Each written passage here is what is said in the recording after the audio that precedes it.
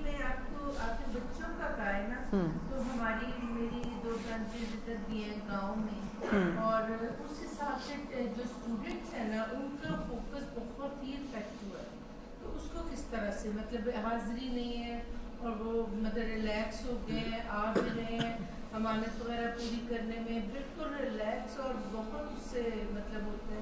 تو اس کو کیسے ہم اوور کم کر سکتے ہیں؟ ایسے ہی کریں گے جیسے بچوں کا کریں گے، یا تو ہفتے میں آئی ڈونٹ نو جتنے دن بھی کلاس ہے اس سے 1 دن کم کر دیں، 2 دن کم کر دیں، پہلے ان میں سیٹ کریں، یا ان کے آورز تھوڑے سے کم کر دیں، یا امانتیں تھوڑی سی کم کر دیں، یا ہوم ورک دینا تھوڑا سا کم کر دیں، اور ان کو پہلے تھوڑے پہ سیٹ کریں. منیمم اپنے لیے ڈیسائیڈ کریں کہ اتنا منیمم جو ہے وہ ضروری ہے، اور اس منیمم کو پہلے ان کے لیے آسان بنائیں.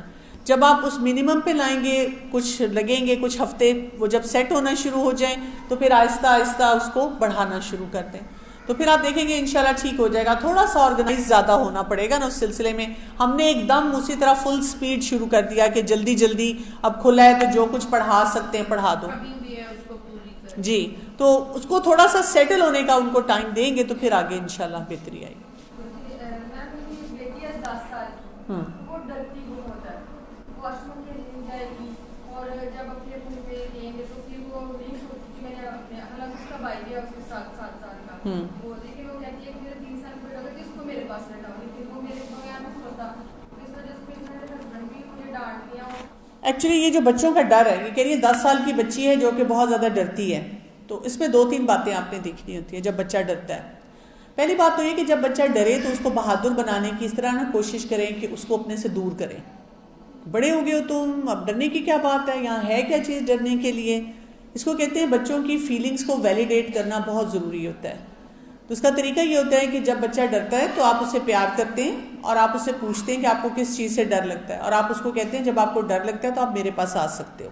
پھر دعائیں بھی انہیں سکھاتے ہیں، پھر اللہ کی عظمت اور اللہ کی طرف سے جو حفاظت ہے اس پہ بھی آہستہ آہستہ. وہی بات ہے کہ فوراً نہیں ہوگا، چند ہفتے لگ سکتے ہیں اس پہ ان سے بات کرتے ہیں.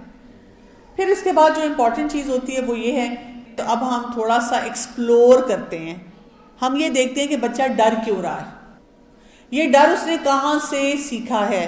مثلاً اس نے کوئی ایسی مووی دیکھ لی، آج کل تو سوشل میڈیا یہ میں اتنا ڈراتا ہے، یا کسی نے اس کو ایسی خوفناک کہانی سنا دی ہے جس سے بچہ ڈر رہا ہے، یا یہ کہ کسی نے اس کو کچھ ڈرایا ہے کسی طرح سے. اس کو آپ نے ایکسپلور کر کے اس چیز کو پھر ٹھیک کرنا ہوگا.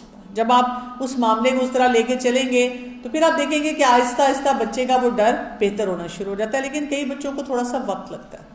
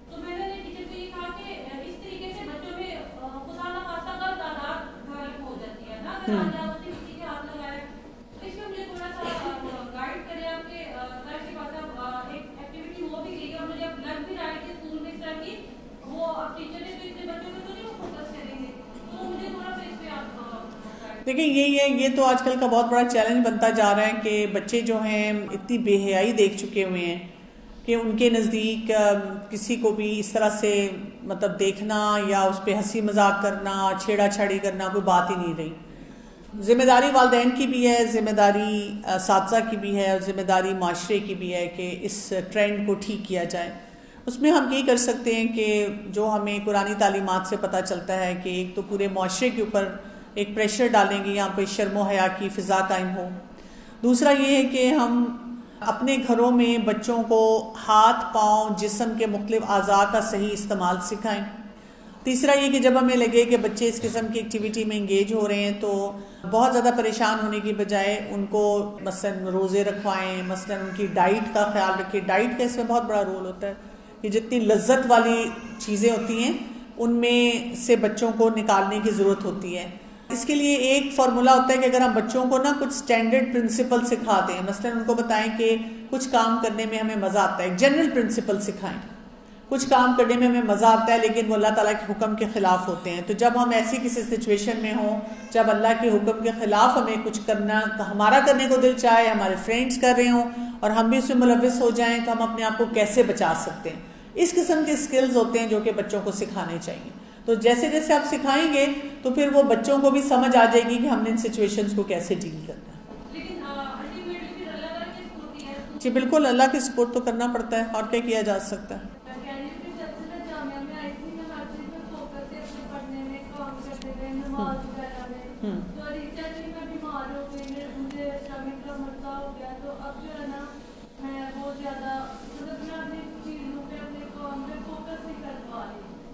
جب بھی ہمیں کوئی مسئلہ ہوتا ہے نا اور ہم فوکس نہیں کر پاتے اس لیے کہ ہم اس مسئلے سے پریشان ہوتے ہیں، کوئی بیماری ہے یا کوئی اور مسئلہ ہے، تو اس کا طریقہ یہ ہوتا ہے کہ اپنے جو میں نے ابھی آپ کو بتایا تھا نا وہ 20% سب چیزوں کو ٹھیک کرنا ہے، اس کو ٹھیک کیا کریں.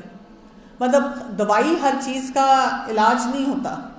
اگر آپ فرض کریں دوائی لے رہی ہیں لیکن پانی نہیں صحیح طرح پیتی، ہیلدی جو کھانے والی چیزیں وہ نہیں کھاتی، جو واک کرنی چاہیے وہ نہیں کرتی، جو ہیلدی ریڈنگ کرنی چاہیے وہ نہیں کرتی، اپنی دعائیں جس وقت پڑھنی چاہیے وہ نہیں پڑھتی، اپنے تعلقات جن کو ٹھیک کرنا چاہیے وہ نہیں کرتی، تو ہمارا جسم کیسے پھر ٹھیک ہو سکتا ہے؟ پھر وہ دوائی آپ کے معدے کو نہیں ٹھیک کر سکتی، اور پھر آپ کے اوپر ایک ایکسٹرا سٹریس آتا ہے جس کی وجہ سے جو آپ کو پڑھنا چاہیے کرنا چاہیے وہ آپ نہیں کر پاتے. ایک سوال آیا کہ بچے سوال بہت عجیب کرتے ہیں، مثلا اس کی شادی ہو گئی ہے، اس کے بھی بچے آ گئے، شادی کے بغیر بچے نہیں ہوتے، کیا میری بھی شادی کریں گے؟ اب کیا آپ اس طرح کے بہت عجیب قسم کے سوال کرتے ہیں جبکہ گھر کا ماحول ایسا نہیں ہے، کیا کریں؟ بچے عجیب سوال نہیں کرتے، ہم عجیب ماں باپ ہیں کہ ہم یہ سمجھتے نہیں کہ یہ نارمل چیزیں پوچھ رہے ہیں. ہم نے ایکچولی ریلیجن کو، دین کو اور شرم و حیا کو صحیح طرح سمجھا ہی نہیں ہے. یہ وہ معاملات ہیں جن کو قرآن پاک میں بتا دیا گیا ہے. جو بچے عربی جاننے والے ہیں اور جیسے ہی وہ ناظرہ پڑھنا شروع کرتے ہیں وہ ان کے سامنے یہ چیزیں کھل کھل کے آ رہی ہوتی ہیں. اور آپ جو بات کر رہے ہیں ان بچوں کو بہت چھوٹی عمر سے یہ سب باتیں پتہ ہوتی ہیں. یہ ہمارا مسئلہ ہے، اور ہم کیونکہ صحیح طرح بچوں سے بات نہیں کرتے، بچوں کو اسلام کی بنیاد اور حلال حرام کی بنیاد پہ یہ باتیں نہیں سمجھاتے، اس لیے ہم پریشان ہوتے ہیں. تو پہلے تو یہ کہ بچوں کے یہ سوال عجیب نہیں ہوتے ہیں.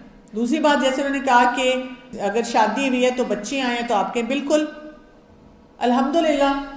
کیا ہمیں قرآن اور حدیث سے یہ نہیں پتا چلتا کہ نسل کی بقا کے لیے شادی کرنے کے لیے کہا گیا ہے؟ تو وہ آپ کوٹ کریں یہاں پہ، اس کو پسند کیا گیا ہے. پھر اسی طرح سے کیا آپ میری بھی شادی کریں گے؟ ہاں بالکل، کیوں نہیں کریں گے. ہم چاہیں گے کہ آپ بھی اپنا ایمان بھی بچائیں، اپنا نصف دین جو ہے مکمل کریں، آپ کی بھی آگے اولاد ہو. ہم تو چھوٹے چھوٹے ہوتے تھے تو نانیاں دادیاں دودھو پلو اور پوتو پلو اور نسلوں کا بتاتی تھی. دراصل اب ماؤں نے وہ دعائیں دینی چھوڑ دی ہیں نا، تو بچے سمجھتے ہیں بس میری زندگی میرے تک ہی ہے، ڈونٹ ٹاک آفٹر دیٹ، اس سے آگے نہ بڑھیں. اب کیا آپ اس طرح کے بہت عجیب قسم کے سوالات جو کرتے ہیں وہ گھر کا ماحول نہیں. گھر کا ماحول ہونا چاہیے نا کہ اس طرح کی کوئی بات بچوں کو بتا دی جائے جو بچے پوچھیں. کیا رسول اللہ صلی اللہ علیہ وآلہ وسلم نے ہم تک ساری باتیں نہیں پہنچائیں؟ سارے مسائل ہمیں نہیں بتائے جو شرم و حیا کے پردے والے ہیں؟ ہر چیز کا جواب ہمیں دیا. کیسا ماحول تھا وہاں پر؟ قرآن پڑھنے والا ماحول تھا، شرم و حیا والا ماحول تھا، لیکن یہ سب کچھ سکھایا. یہی تو گیپس ہیں ہمارے. اسی لیے تو ہمارے بچے کہاں پہنچ گئے اور ہم کہاں بیٹھے ہوئے ہیں. تو ان چیزوں کو ٹھیک کریں گے تو پھر آپ دیکھیں کہ آپ کے بچوں کو صحیح سمجھ آئے گی دین کی. بتائیں, اگر کوئی بچہ پوچھتا ہے, ایکسپرٹس یہ کہتے ہیں جتنا پوچھتا ہے, جہاں تک بات چاہتا ہے جاننا وہاں تک بتائیں. جو نہیں پوچھ رہا نہ بتائیں, جو پوچھ رہا ہے اس کو پوری بات بتائیں, اور جتنا پوچھ رہا ہے اتنا بتائیں. میرے بیٹا 4 ایئر کا ہے, 4 سال کا ہے, اس نے ایسے کھیلتے ہوئے میں گرنے لگا, گرا تو بچ گیا. کہتے ہیں ماما میں بچ گیا. میں نے اللہ تعالیٰ نے بچایا نا, تو اللہ تعالیٰ حفاظت کرتے ہیں. اس دن وہ چپ کر گیا, لیکن نہ تھوڑے دن کے بعد پھر ایسے ہوا کہ وہ بیٹھ کے اوپر تھا, پھر رولنگ آ رہا تھا, پھر میں بچ گیا. میں نے اللہ تعالیٰ نے بچایا. اس دن اس نے سوال کیا, اس دن چپ کر گیا, لیکن دوسری دفعہ جب اسے سوال کیا کیا اللہ تعالیٰ نے مجھے بچایا, تو کیسے پھر کیا گائڈ کیا. ہم نے بچوں کو اللہ تعالیٰ کی معرفت اور پہچان دینی ہوتی ہے, اور اللہ تعالیٰ کا تعارف دینا ہوتا ہے, کیونکہ اللہ تعالیٰ کی ذات نظر نہیں آتی نا, تو وہ کیسے دیا جائے گا, کس کے ذریعے دیا جائے گا؟ اللہ تعالیٰ کے ناموں کے ذریعے دیا جائے گا. جب بچہ ایسی بات پوچھے گا تو آپ یہ نہیں کہیں گے کہ بیٹا ایسی بات نہیں کرتے. ہم یہ کہتے ہیں کہ آپ کی بات سے مجھے یہ اندازہ ہو رہا ہے کہ آپ کو اللہ تعالیٰ کے بارے میں اتنا نہیں پتا جتنا آپ کو پتا ہونا چاہیے. اور پھر آپ ان کو کہیں گے کہ آپ کے ذہن میں یہ سوال اس لیے آیا کیونکہ ہم اللہ تعالیٰ کو بھی دیکھ نہیں سکتے, تو آپ نے جو کچھ دیکھا ہوا ہے آپ اس طرح کی بات پوچھ رہے ہیں, اس طرح سے پوچھ رہے ہیں. تو ہم ایسے کرتے ہیں کہ اللہ تعالیٰ کے ناموں کو پڑھتے ہیں, اور جب ہم اللہ تعالیٰ کے ناموں کو پڑھیں گے اور اس کو جانیں گے تو وہاں سے ہمیں پتہ چلے گا کہ اللہ تعالیٰ کی ذات کیا ہے. وہاں سے آپ کو پتہ چلے گا کہ آپ کو کہاں کہاں اللہ تعالیٰ کی جو عظمت ہے اس کو پہچاننا ہے اور کیسے پہچاننا ہے. تو آپ یہ موقع دیکھ کر اس کے ساتھ اللہ تعالیٰ کے نام شروع کر دیں. ڈیلی ایک نام پڑھا اور پھر اس سے پوچھا کہ یہ نام آپ کو کیا بتاتا ہے کہ ہم نے یعنی کس موقع پہ کس طرح سے اللہ تعالیٰ کے کس نام سے کنیکٹ ہونا ہے. ایک اور سوال ہے, جب بچے بالغ ہو جائیں نماز پڑھنے کا کہنے پر اریٹیٹ ہوں تو کتنی دفعہ کہنا چاہیے جبکہ نماز کا وقت بھی جا رہا ہو؟ ہر دفعہ کہنا چاہیے, لیکن لیکچر نہیں دینا چاہیے, پیچھے نہیں پڑ جانا چاہیے. ایک دفعہ بول کے پیار سے پیچھے ہٹ جانا چاہیے, بیٹا نماز پڑھ لو, اچھا نا, بس. لیکن ان کے کانوں میں یہ آواز جانی چاہیے.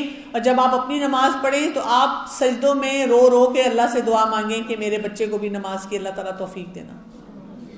بس یہ کام کرنے کی ضرورت ہے, لیکن پیچھے نہیں ہٹنا, لیکچر نہیں دینا, اریٹیٹ نہیں ہونا, اس کے مس بیہیویئر کا جواب مس بیہیویئر سے نہیں دینا.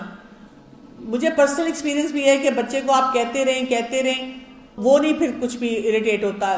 تنگ وہ تب ہوتا ہے, لڑتا وہ تب ہے جب ہم اریٹیشن کے ساتھ اسے کہہ رہے ہوتے ہیں. اور کئی جگہوں پہ آپ کو پھر اس عمر میں اگنور کر کے وہی بات ہے دعا پہ زیادہ رہنا پڑتا ہے. ویسے بھی دعا سے ہی بچے جو ہے نا وہ بہتر ہوتے ہیں, اللہ کی توفیق سے ہوتے ہیں, نہیں تو انسان کچھ نہیں کر سکتا. بڑے نہ پڑھیں تو ان کے ساتھ بڑے نہ پڑھیں دعا کریں, ان کے لیے بھی دعا کریں اور ان کو اللہ تعالیٰ کے قریب کریں. یہ کہے بغیر کہ کیونکہ آپ نماز نہیں پڑھتے اس لیے آئیں پہلے قرآن کو سمجھیں, آپ کا مسئلہ یہ ہے. تو ہم مسائل نہ بنائیں ہر چیز کو, ان کے سامنے قرآن کی خوبصورتی, دعاؤں کی خوبصورتی, دین کی خوبصورتی کو پریزنٹ کریں اور بہت زیادہ دعائیں.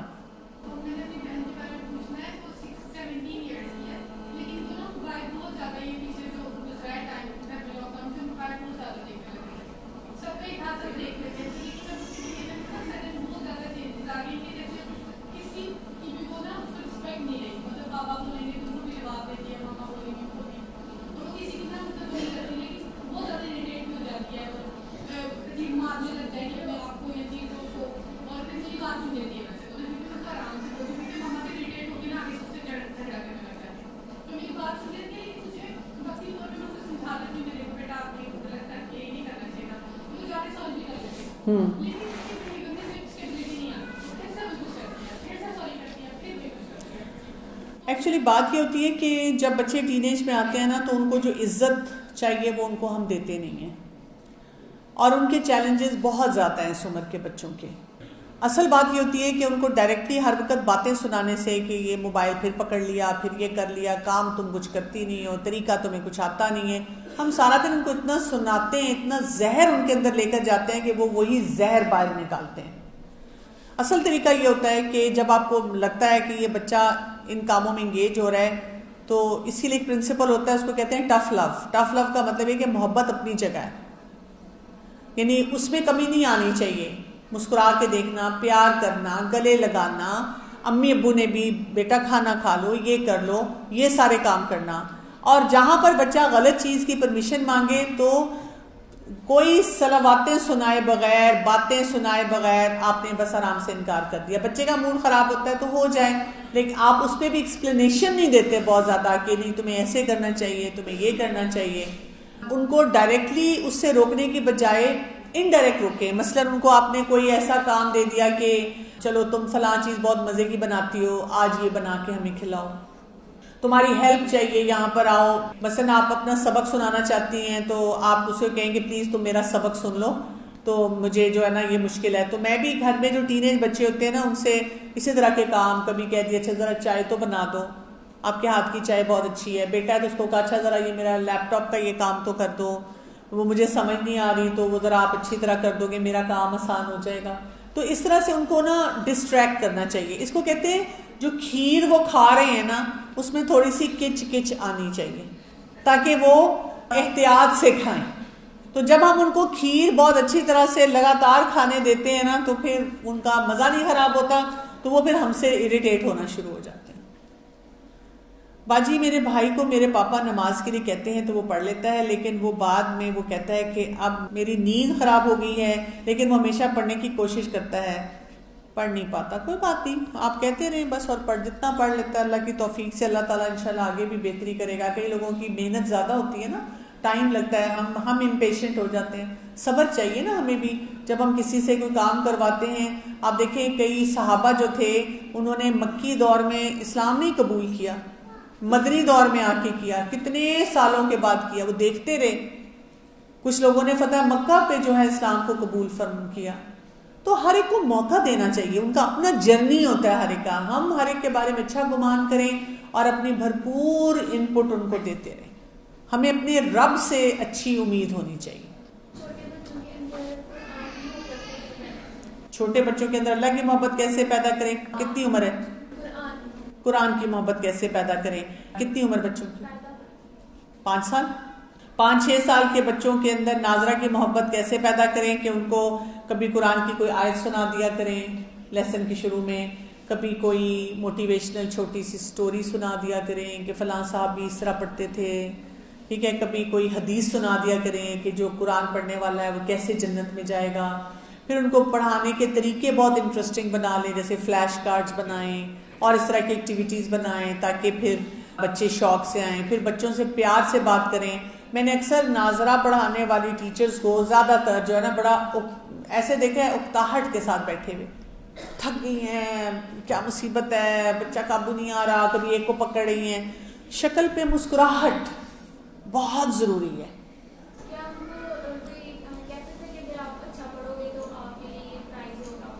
کیا پرائز دیں گے؟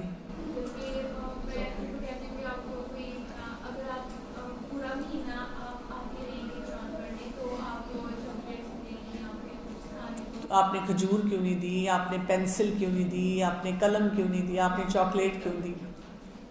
نہیں، چاکلیٹ میں حرج کوئی نہیں ہے، دے سکتے ہیں. کہنے کا مطلب ہے آپ بچوں کو کہہ سکتے ہیں، مطلب انعام رکھ سکتے ہیں، لیکن ایسے رشوت کے طور پہ نہیں دیں. آپ ویسے بتائیں اوور آل کہ جس بچے کی ان ایریاز میں اچھی پرفارمنس ہوگی مہینے کے اینڈ پہ ہم دیکھیں گے اور اس کو انعام ملے گا. اٹینڈنس پہ انعام دے سکتے ہیں، جلدی آنے پہ انعام دے سکتے ہیں.